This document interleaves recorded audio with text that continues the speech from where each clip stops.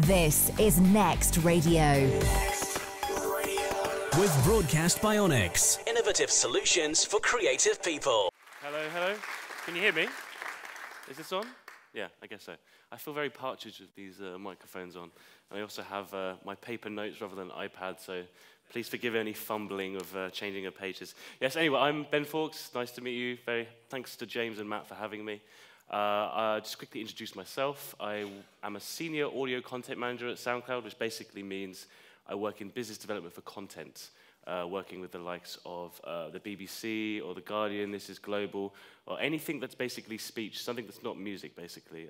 So also Comedy Central is one of those, comedians, book publishers, so on and so forth. So I'm here today to give you basically an insight into what viral audio is, or how it can become viral. I don't think there's any foolproof sort of ideas or plans, but there are certain sort of elements that I've discovered and seen, particularly on SoundCloud, that I thought I would try and share to you. So I'd like to give you an overview of SoundCloud quickly, the sort of the current situation with us. What is viral audio? Why does audio go viral, or why it doesn't as well in many cases? And then some examples of that and sort of statistics behind that as well. So, SoundCloud, quick run through that. So we are the largest sound community of creators of music and audio, basically. So if you're a podcaster or a musician or a radio station or a comedian, we are a platform for that, and you can upload your content to it. We currently reach 350 million people a month, and that means people seeing the SoundCloud player. So that's sort of not the deep interaction, but the reach that we have on a day-to-day basis. But that actually in turn changes to 175 million unique listeners, so pressing play at least once per month. And we have 99 million unique visitors to the site, 28 million unique in the US alone. So we have around 10 million plus creators, people actually uploading content, and that results in 12 hours of audio uploaded every minute. And I think one of the main reasons why the platform is so popular and why people use it is because of our seamless integrations into the likes of Facebook, Twitter, Tumblr, Google+. Essentially, it plays directly in those places, and you can embed the player, and it's an engaging, sort of attractive player to click on, basically. I think that's one of the main reasons why we've been so popular. So here's my fumbling changing of paper. So, I just wanted to also do a quick shameless plug before I jump into the viral audio section of this presentation. We've just started monetizing in the US, and basically we're doing that in a variety of ways. Essentially what we do is we serve ads on our partners' content who have opted in to be part of this sort of monetization program. One of the ways we're doing it is with audio ads, which look like this, basically. On SoundCloud.com, sort of a drop-down image with a non-skippable 15-second audio ad. On the SoundCloud player, it's very much the same, but with a smaller image. And then we also have it on the mobile apps too. We also have a mobile interstitial display ads as well on the mobile version of the site. And also we're doing native advertising, so very similar to Twitter with promoted profiles and promoted tweets. We're doing promoted profiles and promoted sounds. And all of the revenue that's generated from that is then split with the partners that have opted in to be in the program. Anyway, sorry about that. That was a shameless plug. Now over to the actual core of this presentation. So viral audio, what and why? So viral audio is, what is it? It's sort of determined as something that's popular by the ecosystem or the site that it's uploaded to, and then also then shared on social media and email and so on and so forth. Why doesn't it go viral? Particularly for audio, I mean. Do you recognize these players? I think a lot of the time, the reason why audio traditionally hasn't gone viral is because we haven't really done justice enough with the way we've packaged it. Traditionally, we've had these very, very old school sort of audio players that have no sharing capabilities, aren't particularly engaging, look kind of clunky, and then also RSS has been the sort of traditional sort of consumption platform for on-demand audio, and that in itself isn't very shareable too. So just to get case in point, this is a Upworthy article page. They embedded a Radio Lab podcast into the show using the SoundCloud player actually first. Then their account expired, and I think that meant the audio was no longer available on SoundCloud. So Upworthy changed it to the Radio Loud player, and I didn't put this click arrow to listen. This was actually put on the website itself.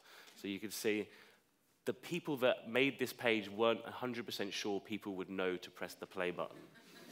I don't know. I mean, that player isn't ugly. It's a nice-looking player, but I don't think it gives enough context or justifies the listening to it enough. And then the sharing capabilities aren't that clear either.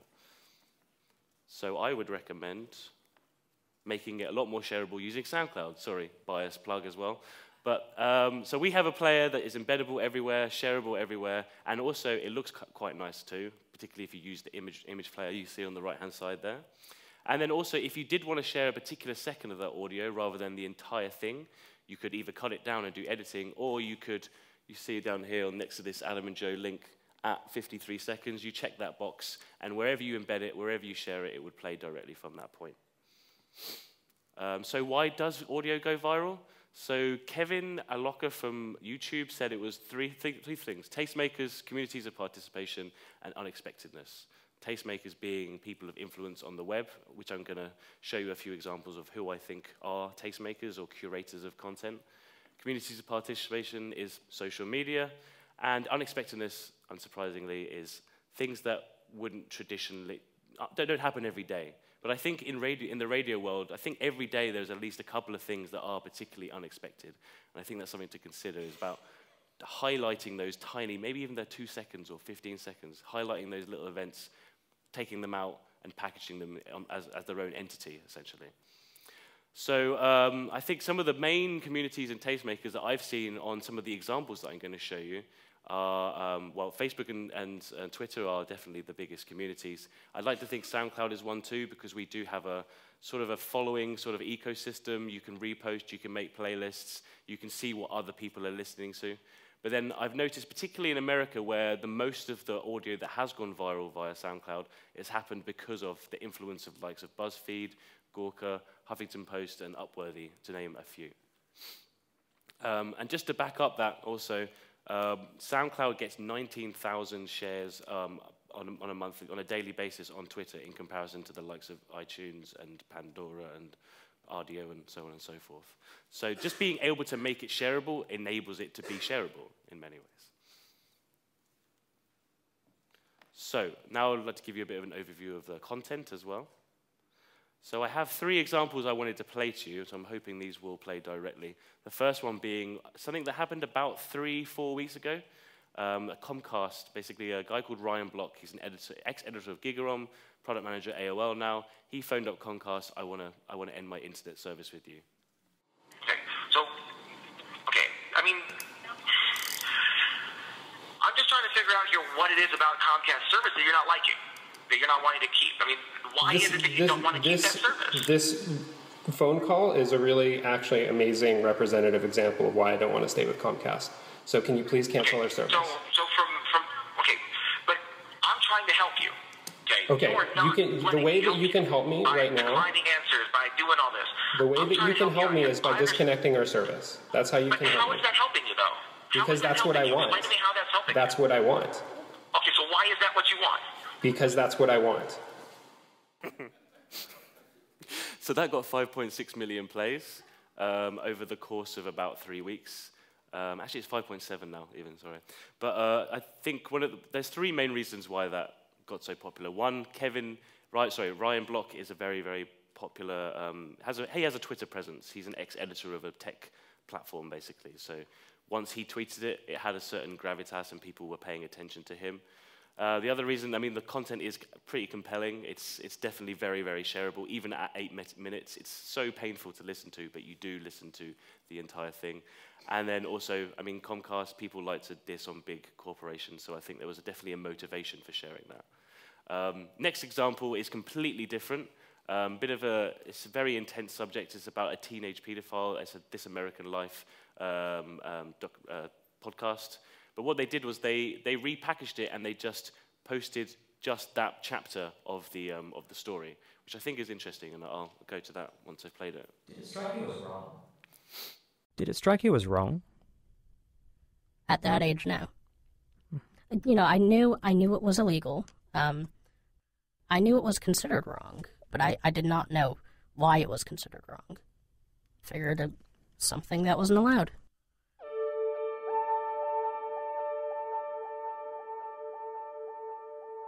I'd been using it for 2 years before I started to think these children are real people and, they could potentially be hurt, with this. The way Adam figured it out was particularly brutal.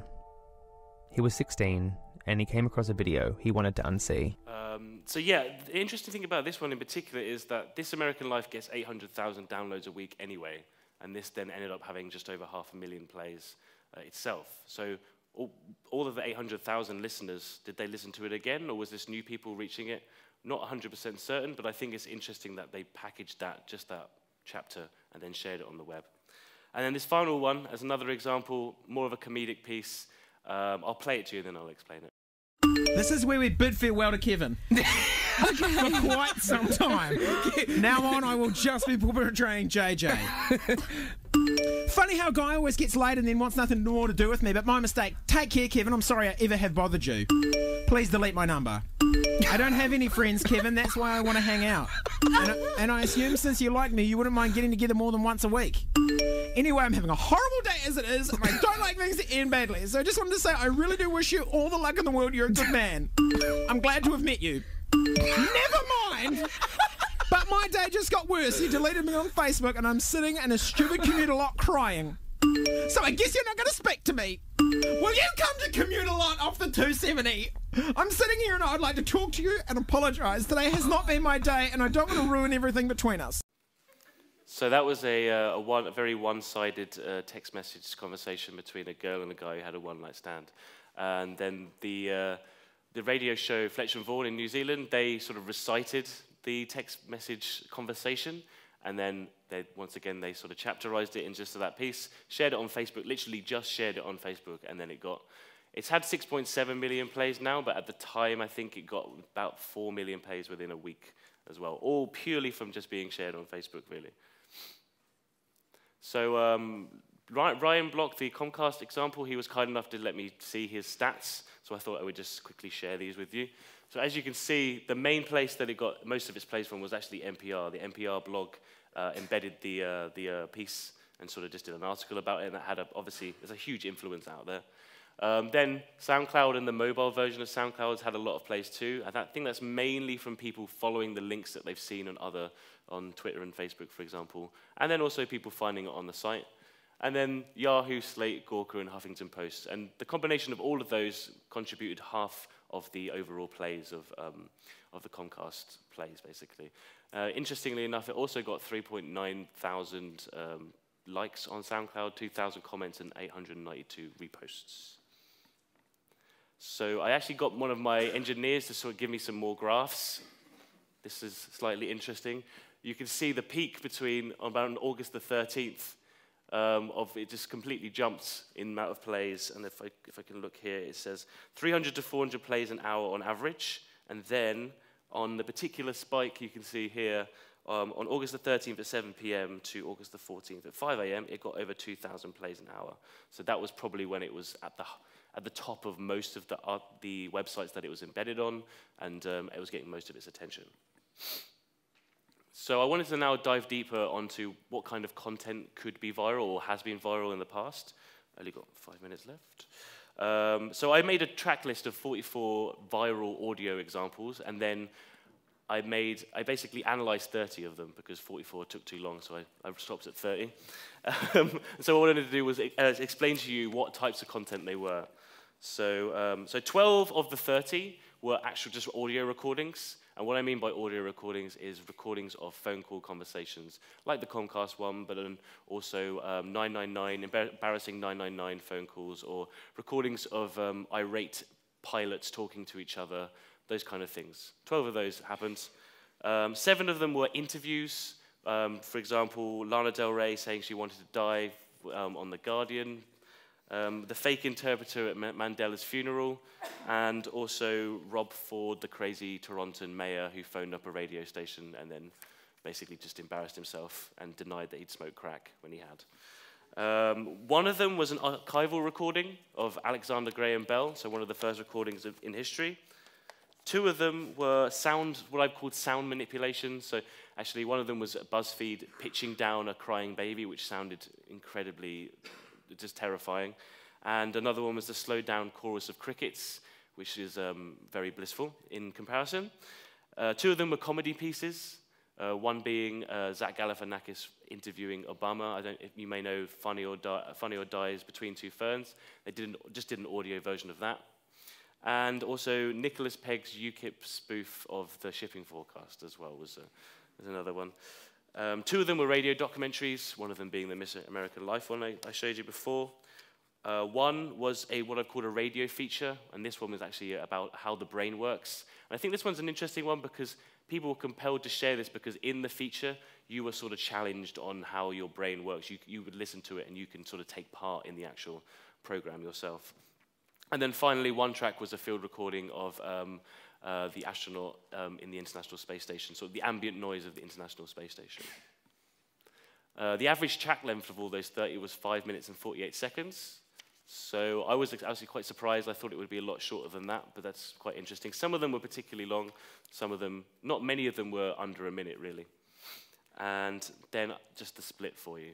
So of all of the plays, 74% of them happened on a SoundCloud player. 17% of them actually on SoundCloud.com, so most likely people following the links or finding it within the ecosystem. 7% of it on the mobile version of SoundCloud, which I think is a key to the future of audio in general, but just the way that we consume audio, particularly on mobile. And then interestingly, pretty much none of it happened on the SoundCloud apps, which is not so surprising because discoverability is different within those environments. So that's pretty much my presentation. And Matt and James, I've given you 2 extra minutes, just so you know. You're welcome. So I would say that some of the main conclusions I would give you would be, firstly, it needs to be shareable. There's no way that audio can be viral unless you really make it accessible on all platforms, in all different devices, and so on and so forth. Then making it engaging. I think using a player that does the audio a service, doesn't do it a disservice, give it some context, give it an image, make it clickable. I think that's a big issue with audio in general, is that in comparison to video, it's just a play button. So we need to make it, everything around it more, we need to package it better. We need to make it more interesting and engaging just to click on it, regardless of what you know what's going to happen next. Then share that content everywhere yourself. Find key influencers, try and convince them to share it for you too. And then, once again, think about how you repackage the content. Sometimes an hour-long show is definitely not going to be viral. Maybe 20 seconds will be. So think about how you cut it, how you package it, and how you share it in that way too.